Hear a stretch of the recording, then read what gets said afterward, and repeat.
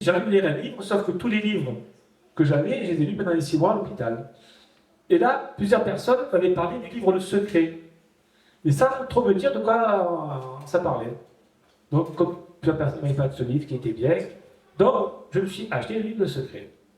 Ce livre parle alors de l'attraction, mais pas l'attraction terrestre de Newton. Hein. L'attraction que, en fait, en tant qu'individu, nous sommes faits d'atomes. Hein. Et les atomes peuvent être matière, mais peuvent aussi être énergie. Bon, c'est la physique quantique qui explique ça. Bon, je ne vais pas vous faire l'exposé sur la physique quantique.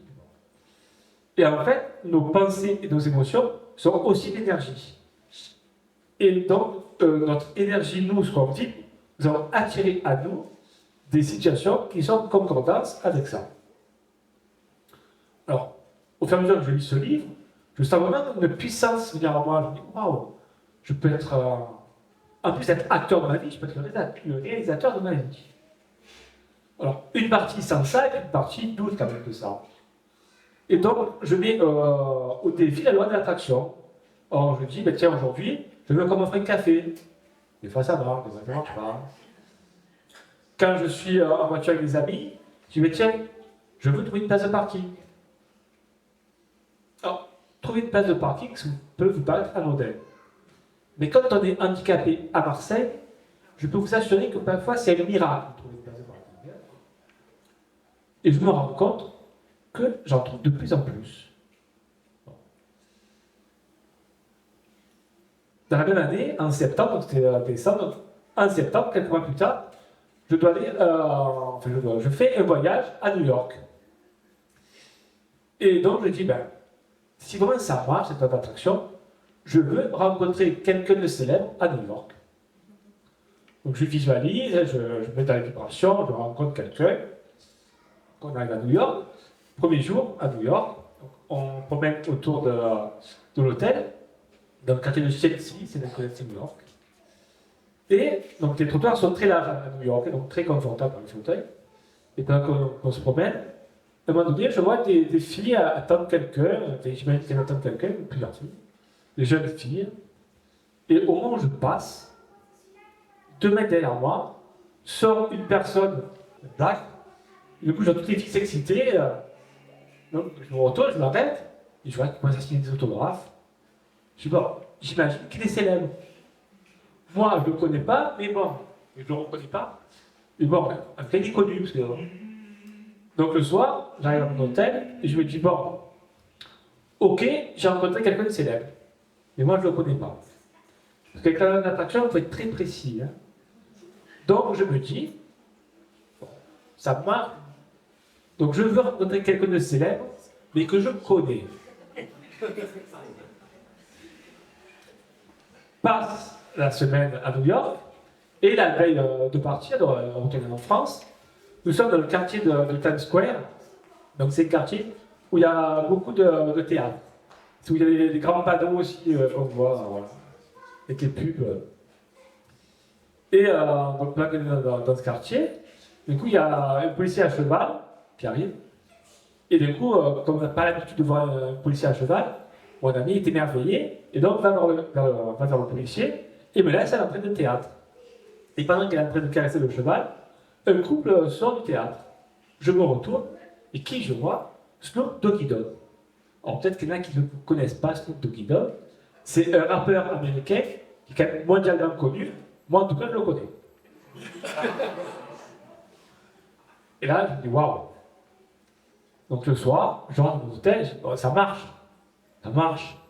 Donc, puisque ça marche, demain, on rentre en avion, je ne veux pas être en classe éco. Demain, je vais rentrer en France en étant surclassé. Puisque je peux créer, je le fais. Donc, on arrive à l'aéroport, on enregistre nos bagages, et là, une femme vient me parler. Alors, mon anglais est assez rudimentaire, très scolaire. Royal's Kitchen, voilà, ça c'est la guerre plus. Hein. Au bout de quelques minutes, je comprends quand même que la femme nous dit qu'il y a des places libres en classe A à faire et qu'on peut en bénéficier gratuitement. Donc je peux vous dire, pour avoir expérimenté ça, je suis convaincu qu'il y a autre chose qui existe. Alors, On l'appelle Dieu, l'univers, la source, le grand architecte, comme on veut. Mais je suis convaincu qu'il y a autre chose qui existe. Et qu'on peut l'influencer avec nos émotions et nos pensées. Il y a même des expériences qui ont prouvé ça. Alors, je vais vous montrer 3 expériences. La première expérience qui a été faite, c'est l'armée américaine qui a initié ça. L'armée américaine, ils ne sont pas trop farfelus quand même. Hein. Et en fait, ils ont pris des cellules de la bouche d'un soldat, qu'ils ont mis dans une éprouvette, dans une pièce à côté, et au soldat, ils ont montré des images sur un écran d'ordinateur pour lui faire avoir des émotions.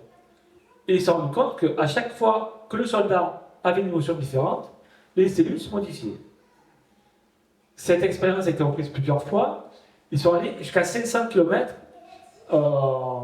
de séparation entre l'éprouvette avec les cellules et les personnes. Et ils ont pris une horloge atomique pour calculer le temps où la personne avait l'émotion et où les cellules se modifiaient. C'était instantané. L'autre expérience qui a été faite, c'est que cette fois-ci, au lieu de prendre des cellules, ils ont pris des brins d'ADN. Et là, pareil, donc une personne est devant un écran, voit des images, tantôt stressantes, de peur, voilà, ou de joie, et il regarde les brins d'ADN. Il se rend compte que quand la personne a une émotion agréable, le brin d'ADN se détend, et quand la personne a une émotion désagréable, le brin d'ADN se détend. La troisième expérience, c'est qu'ils prennent des toutes petites particules de matière. Alors, je ne sais plus si c'est des photons, des protons, des toutes petites particules de matière. Encore plus petits que les atomes, donc ils sont tous constitués de ça. Enfin, même la matière, tout est constitué de ces particules. Qui mettent encore une fois dans une éprouvette, ils regardent, et là, ils voient que les particules de photons s'agitent en ordre désorganisé dans l'éprouvette. Ils prennent un brin d'ADN, qui mettent dans l'éprouvette, ils réobservent, et là, ils voient que les particules de photons se sont mises de manière organisée autour de l'ellipse de l'ADN. Ils viennent le brin d'ADN, ils regardent, et les photons restent organisés comme si le brin d'ADN était là. La conclusion donc, de ces 3 expériences est que nos émotions ont une influence sur nos cellules, sur notre ADN, et que notre ADN a une influence sur la matière qui l'entoure. Donc nos émotions ont une influence sur la matière qui l'entoure. Et comme nous sommes un tas d'ADN, qu'est-ce que la matière qui nous entoure? C'est donc nos vies en fait à chacun. Donc